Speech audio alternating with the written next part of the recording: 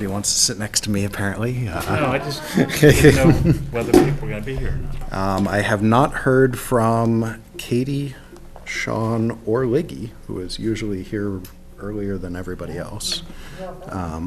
Barbara tore her calf muscle last night and is home icing it tonight and is in too much pain to come and be with us tonight, but is planning on being with us for our next meeting, which we actually already have booked for once, is March 1st.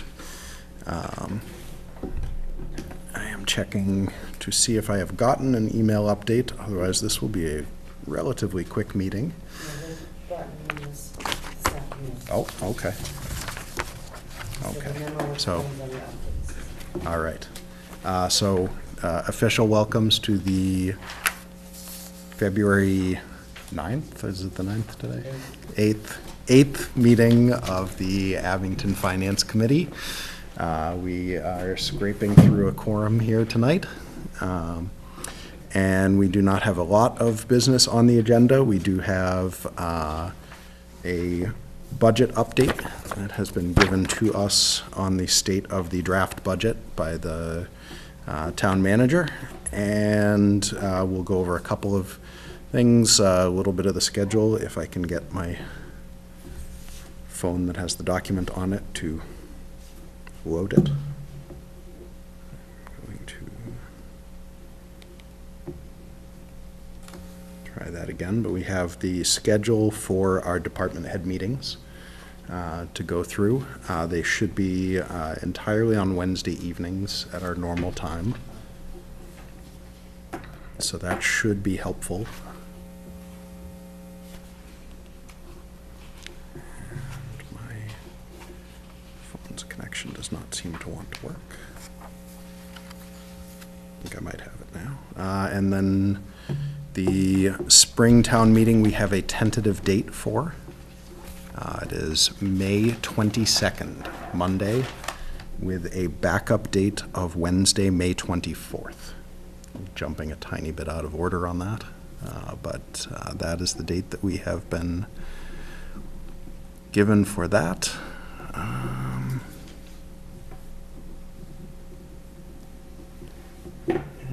let me see.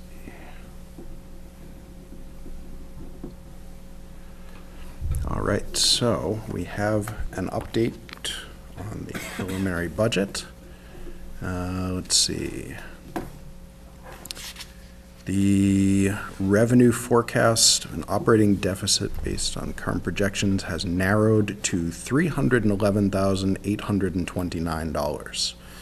The prior was over $800,000, so we've closed the deficit in the last few weeks by $500,000, which is excellent to hear. I'm sure we'll get into greater detail starting just about a month from now, but we're in the draft budget is in better shape than it was at this point in the process last year, which is good to hear because it went fairly well and fairly smoothly last year. So it's definitely looks like things are on the right track. Let's see some of the highlights that close the gap.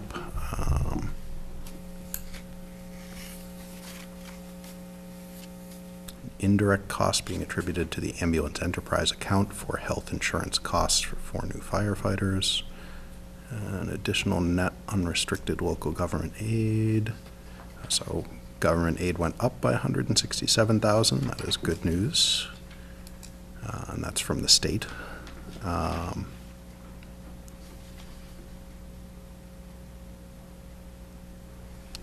Decrease in projected expenses of about $125,000, which is also good, and a decrease from the South Shore Votech school budget assessment. Does anyone have any comments or questions on the current state of the preliminary budget draft document? You know, we've just gotten this and just kind of sinking our teeth into it a little bit right now. But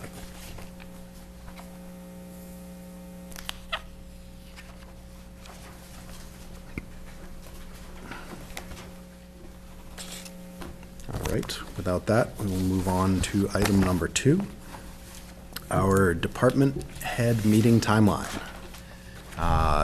I worked a bit with the town manager's office to get these scheduled. Dory did most of the heavy lifting for us on this.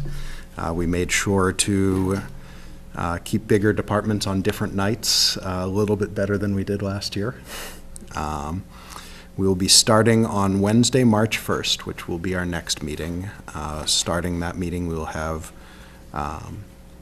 the accounting, treasurer, collector, the deputy assessor, and the Board of Selectmen town manager.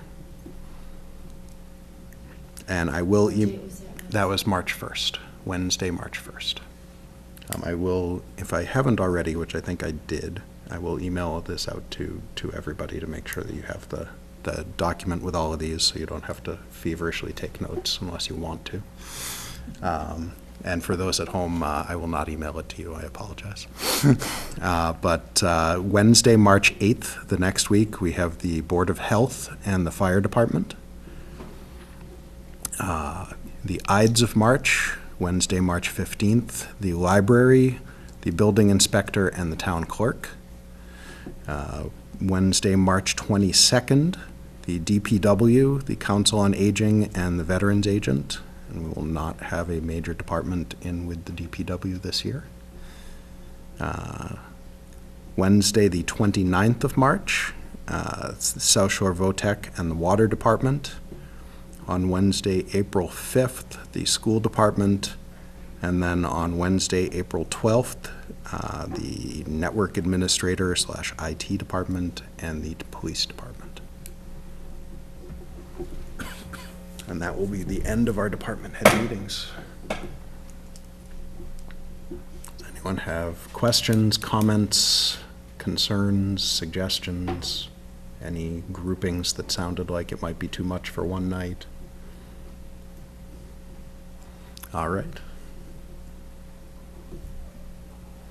We already went over the spring town meeting schedule, which is, again, for those at home, May 22nd is the proposed date currently of the spring town meeting, with the backup of May 24th. Do we have any liaison reports for tonight? The school building committee met last night. The update on the progress, everything is going well. Everything should be on schedule for July 17th acceptance of the building. The demo and abatement plan of the asbestos is in place. It's meeting all the DEP requirements, and they wanted to make it especially clear that none of the asbestos is active, because as long as it's encapsulated, it does not harm anybody. So what they're going to do is they're going to take sections of the high school. For instance, the gym will be the first to go, and they'll seal it off. They'll have air being pushed in, not out, and they'll take care of the asbestos there and then demolish that. Then they're going to go to the other side, take the music rooms and so forth on that end, because those are where the school buses are going to be coming in and out, and then they're going to work on the rest of it during the summertime.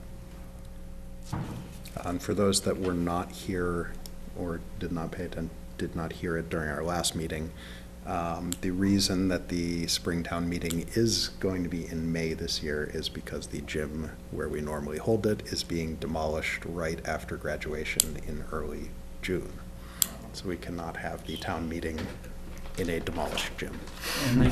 And they said that those who wanted pieces of the gym floor, they cannot do it. Because when they take the floor out of the gym, they're just worried that other stuff is going to be with it. It'll be part of the asbestos abatement, so that's not going to work. So anybody who wants any of that is not going to be able to get. We also talked about the solar panels that are going to go up on the school and also in the parking lot.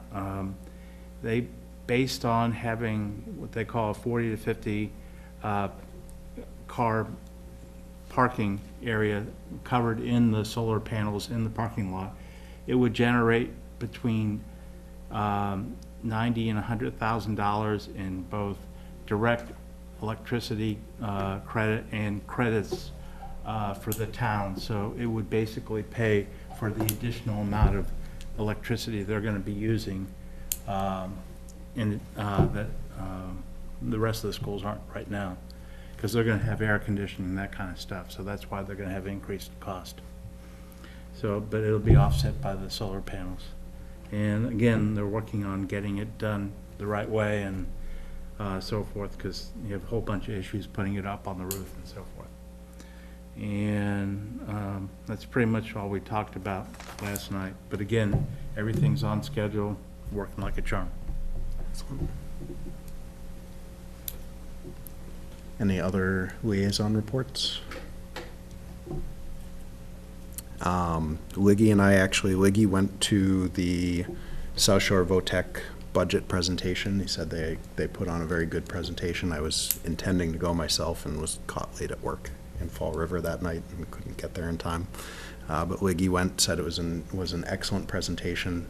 That one of the things mentioned in the budget document is our assessment is down slightly again this year, which is 2 years in a row, which is good. And that they do have documents on their website, which I'm trying to remember, I believe it's ssvt.org. Yeah, I'm pretty sure it's ssvt.org.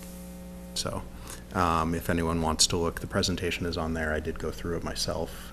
It was a well put together document. Liggy was working, we may try to organize a tour for the finance committee before they come in for their meeting on March 29th.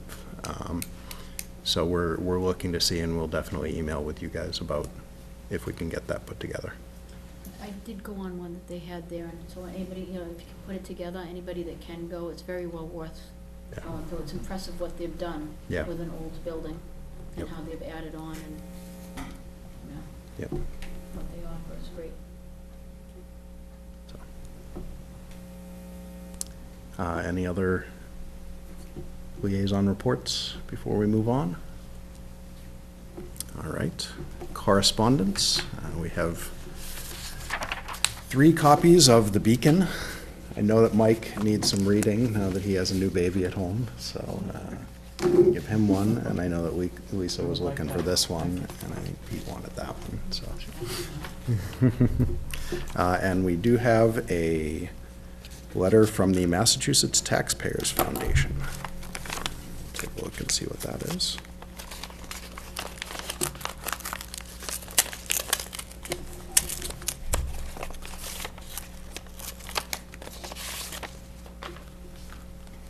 And we have the 46th edition of the Municipal Financial Data Pamphlet,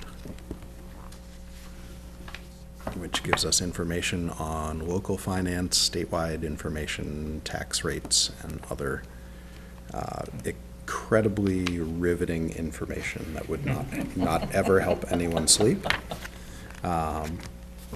which will be something that I will actually go through myself and look at, unless anybody particularly wants to take it first and get it back to me. I'm not seeing any takers. I'll take it when you're done. Okay, I will make sure to bring it to the next meeting for you. No rush. So, with that, we have our minutes from our January 11th, actually. Yeah, I was going to say, we do not have enough people to approve minutes from our previous meeting, as Lisa was not at the previous meeting, so we will wait to approve minutes at a later meeting. Is there anyone that has any new business, new comments, questions, queries, information to bring up before we adjourn and head to our department head meetings and really digging into the budget in about 4 weeks? 3 weeks, not 4 weeks. Without that, I would accept motions. Motion to adjourn? Second. With a motion and a second, is there any discussion? No discussion. All those in favor of adjourning? The ayes have it. Thank you very much.